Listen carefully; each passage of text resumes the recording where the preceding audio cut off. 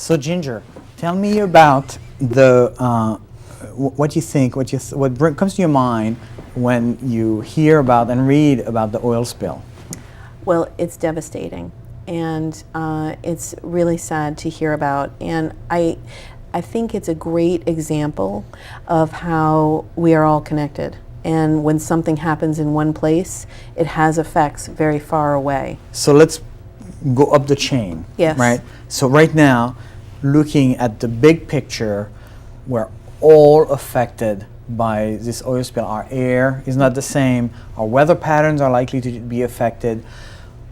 Our food chain is affected. The water in the Gulf is affected. The people around the Gulf are directly affected, much more than we are. There is oil gushing through the clean water of the Gulf.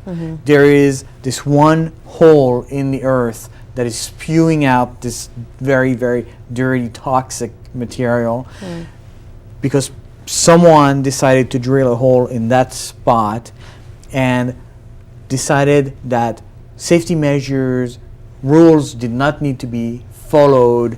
Greed was driving the decision. So we went from big to small. How do we play with that? Well, I think about it like, haven't you ever done that? Haven't you ever made a decision that wasn't thinking about how it would impact, you know, your future, other people around you's future? You just push ahead and you just do whatever it is that you willfully want to do in your own body, in your own life, you know, not thinking about the interconnectedness of your choices. Interesting. So an example of that would be, my diet is really clean. I never have high fructose corn syrup, ever. But when I go to the movies, those Twizzlers are calling my name. And just for that one time, exceptionally, you know, it's going to be a dark room. Right. Maybe, Well, no. maybe it'll be okay, right? And I can rationalize that this one time, it's okay. So here we have this BP exec who is having the same process about not following the rules and not being safe, just say, rationalizing his greed into that it's going to be okay this time, something like that. Yeah, I mean, it's the comparison is different. You eating Twizzlers versus, you know, not forward thinking about the kind of problems that are experienced right now. But I do think that in a microcosmic level, we each don't always want to take responsibility for the choices that we're making and how they affect other parts of our own system and the system of our own community. So here, that person obviously blew it for, I mean, literally the whole planet. And here I am taking a Twizzler and really affecting my own body.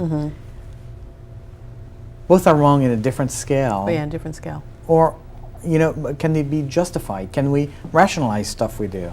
Well, we always rationalize things, choices that we make, and, you know, BP is rationalizing, and you're rationalizing about your Twizzlers, and we all have these binkies, you know, that help us to get through the day.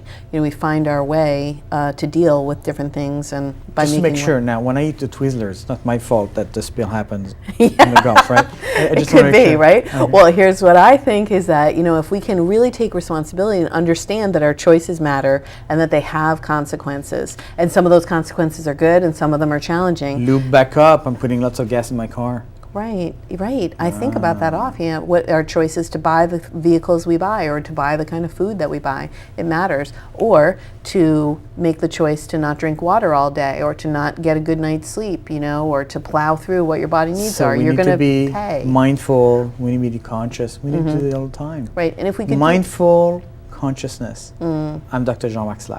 I'm Dr. Pam Jarbo.